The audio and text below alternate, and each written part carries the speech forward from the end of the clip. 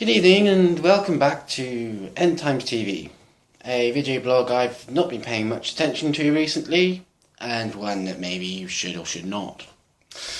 This began as an exasperated attempt to fulfill some kind of gap in my life, as I've taken a sabbatical from my studies now for some time.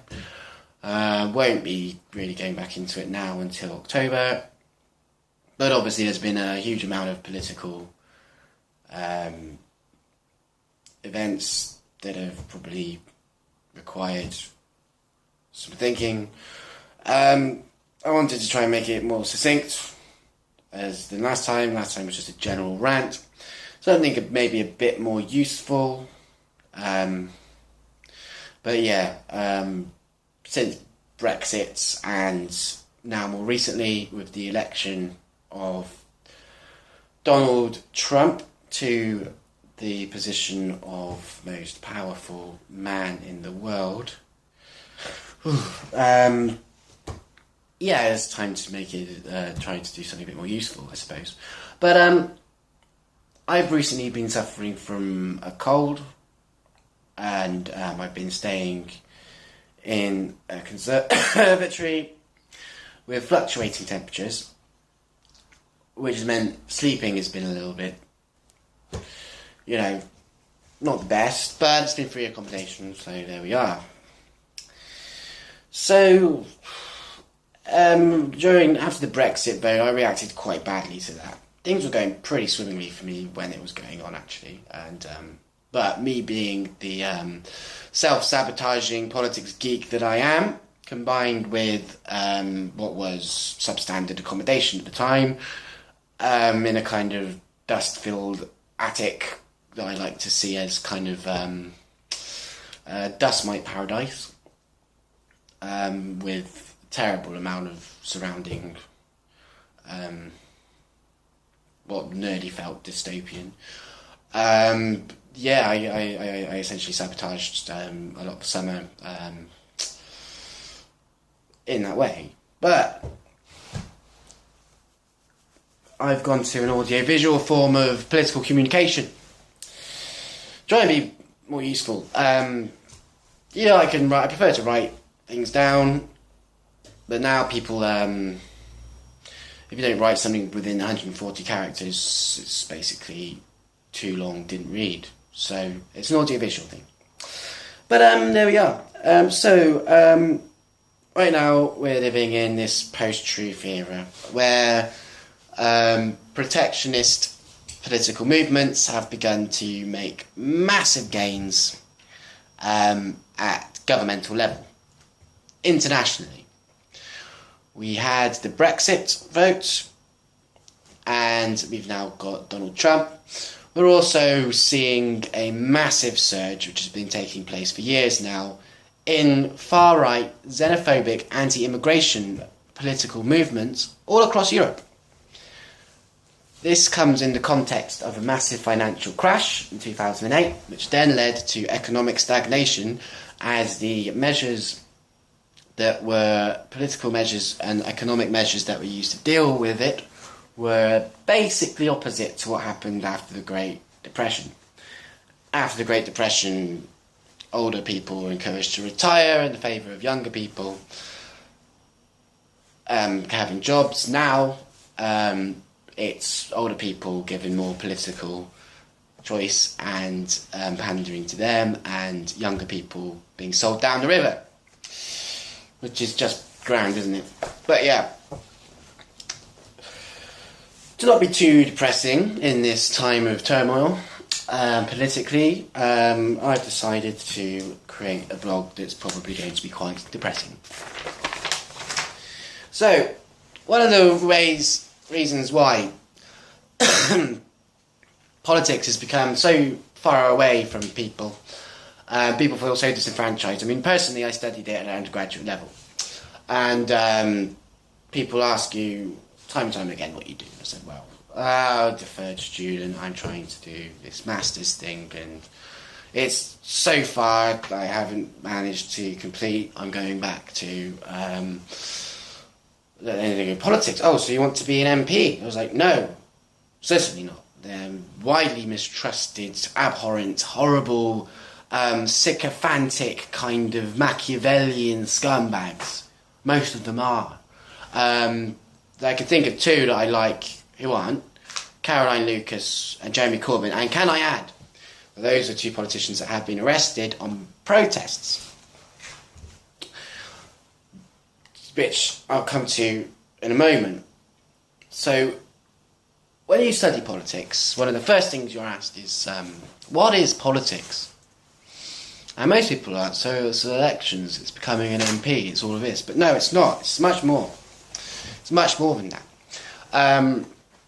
People will say to you, well, I don't do politics. What they're actually saying is something drastically political. What they're saying is they're pulling themselves, they feel so disconnected to the way politics is happening at the sort of countrywide or international level, or the electoral level, they just don't do it. They don't like it so much, they don't think about it. So once every 4 or 5 years, they think about it a little bit, but they don't. A lot of people aren't paying attention in those in between moments, and I'm not saying that you should, because it's actually pretty thankless task. But what this is a political decision. I don't do it. It's so bad, I don't do it. Unfortunately, that's led to these right-wing protectionist movements. It's music to the ears of the people in power, all of whom have come from privileged backgrounds, by and large, have studied politics, philosophy and economics at prestigious universities, and they would have been asked the exact same question as were we in our politics class. What is it? And once you're asked what it is, you begin quickly to realise that it's much, much more than voting in an election. It's all around us all of the time. It's every decision, and anything can be analysed in a political way if you're such a bastard like me that you try hard enough to do so. Now, I'm not advocating everyone becomes a political activist like I am, but that's also a thankless, unpaid task. But I mentioned Caroline Lucas and Jeremy Corbyn. When they were arrested, they were taking part in political activism. An engagement, in Caroline Lucas's case, it was to do with an anti-fracking protest in Balcombe, and in Jeremy Corbyn's case, it was to do with a law that was passed that MPs shouldn't protest against apartheid in South Africa. These are ways of creating political action without being an elected politician, even though these guys were elected political representatives. But those guys doing that created a much more big, profound, radical statement than just me going to a protest, or comrade A, B or C going to a protest and getting arrested because a copper didn't like the look of them, or they were doing something commendable or silly, depending on your perspective.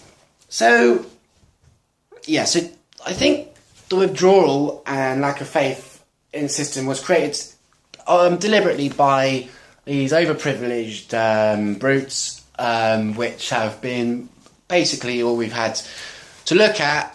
As me being in my late 20s, and anyone before, and some people a bit older, will only be able to remember these nasty, warmongering kind of politicians who are saying things you hate. Most people aren't voting for the progressive alternatives. The electoral systems are waiting to stop those breaking through. You have a choice between bastard 1 and bastard 2. You think, I'm going to choose the lesser of two evils. This time, the greater of two evils is one. In Donald Trump. So we'll move on to analysing him a bit more in a moment. The presence of protectionist politics has stemmed from a fundamental misunderstanding of politics. Emotions, instead of analysis, have been at play in decisions people have been making politically.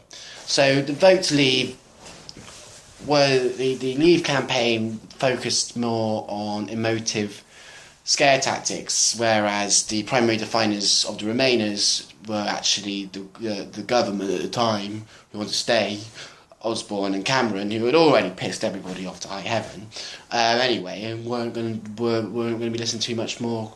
And they just said, oh, if you do it, the economy is going to be completely awful. So the right wing of the Conservative Party kicked them out and took over, and now we have what we have now. In Europe too, mass rise of anti-immigration far-right parties all across the board. And the next thing after Trump that we will have to be looking at is the potential election of the Front National in France, which is going to be a potential another far-right seizure of power. At the present time, we've got Donald Trump wielding his pen and building his wall across the Mexican border, banning any funding for non-governmental organisations which have in any way some prescription about, abortion, contraception, interfering in the processes of natural processes, reproductive processes of human beings, which, is basically the government making policy that's going way beyond the society and into people, which is very authoritarian and is based on some kind of quasi-religious fundamentalism from the 50s. What's occurring, as we'll go into more a bit later, if I do actually manage to stay awake, is what's called the reverse post-materialist idea. Well, basically, people are disenfranchised all over the place and they're resorting to things from the past now. And it's a quite scary problem because, progressive movements about, race, civil rights, feminism, equality, access to education, left-wing ideas, great left-wing ideas, the NHS, all of these things that came about after the horrors of World War II, and then stayed.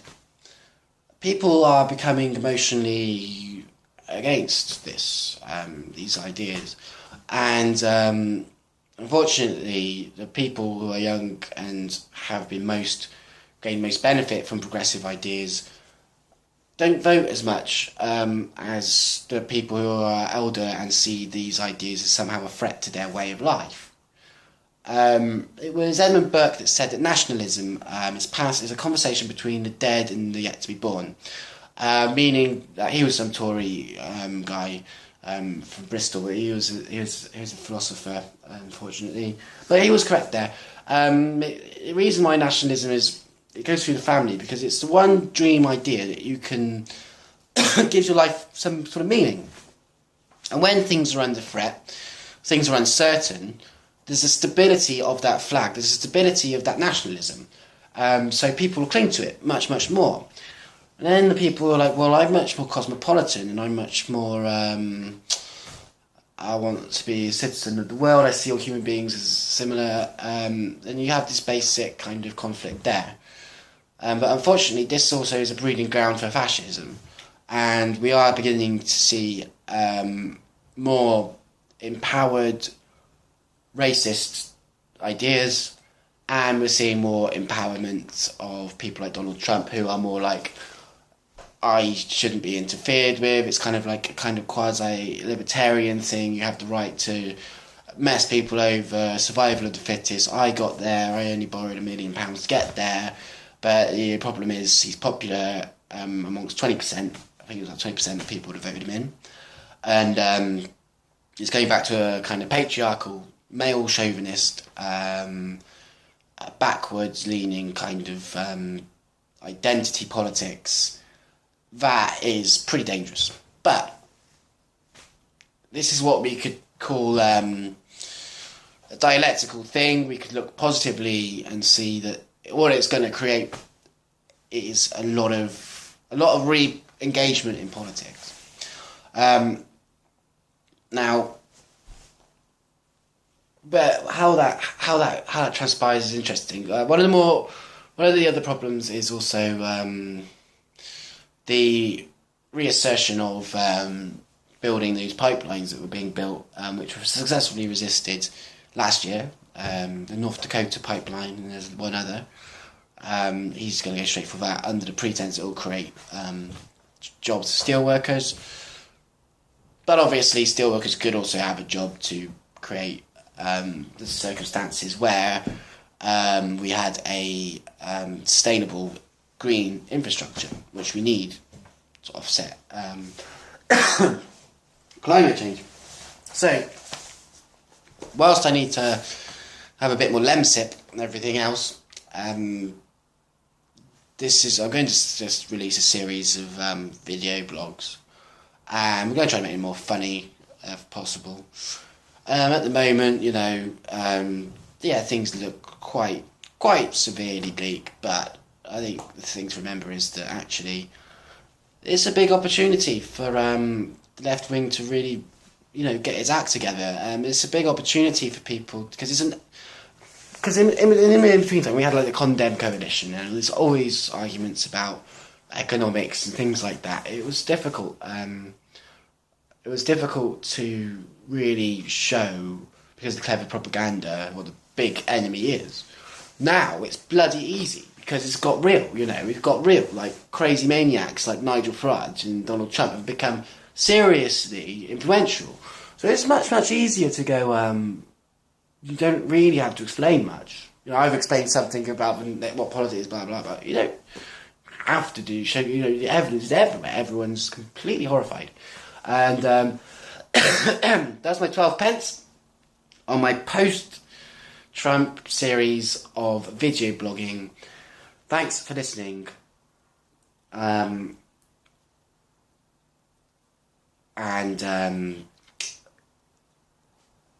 not the best at this, as you can tell.